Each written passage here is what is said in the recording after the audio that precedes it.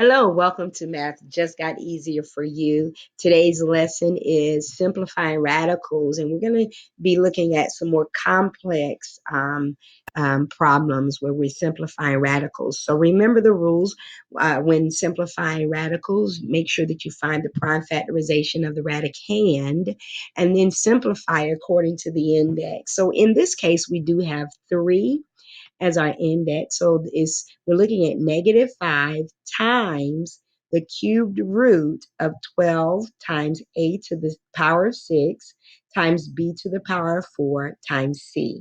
So let's go ahead and get started. Now, since we have -5 on the outside, there's nothing that we can do with that -5. So we're just going to leave it right there for right now, the time being. And we're going to deal with what's on the inside. Now, let's do the prime factorization of what we have here. So whenever we have 12, we know that 12 is the same as 4 times 3. Okay, so 4 times 3 for 12, and then we have a to the 6th power, which is the same thing as a times a times a, and we need it 3 more times because it's a to the 6th power. All right, now once we have that, we have b to the 4th power, so that's b times b times b times b, and then we have times c.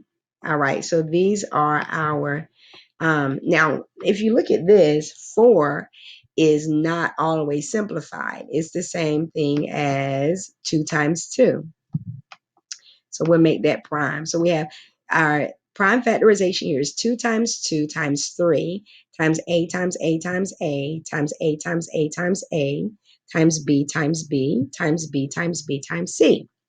So now let's go ahead and simplify this. Let's get whatever we have 3 of, we need to bring that to the outside of our radical sign. So since we have 3 as our index, we only have 2 2's. So that has to stay under our radical sign. So I'm going to come over here. I'm going to bring that -5. And then I have my cubed root right here. All right, and so I'm going to leave my 2 times 2, which is 4. I only have 1 3 as well, so that'll be 4 times 3. So my 12 has to stay under my radical sign. Then I have 1 2 3. That's one set of A's, and then I have another set of A's.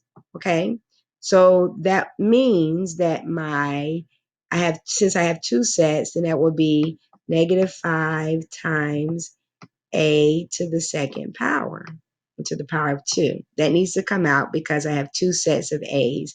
So I have this A, and I also have this A that's coming out. All right. And we know, according to the laws of exponent, whenever we are multiplying with same bases, exponents with same bases, we add the exponent. So that's how we have a to the 2nd power. The next thing we have is we do have a set of B's, 3 of those. So that's going to have to come out. But that does leave one B on the inside. And it also leaves a C on the inside because we only have one C. So let's see what our final answer is. Remember that 12. Okay. And then we said we also have a B, and we have times C on the inside. So our final answer would be -5 times A squared times B times the cubed root of 12 times B times C. Now what we just did was we were able to simplify a more complex radical that with our radicand, a little bit more complex than the norm, but we were able to do that. Please make sure that you subscribe below on our channel for upcoming lessons, and we thank you so much.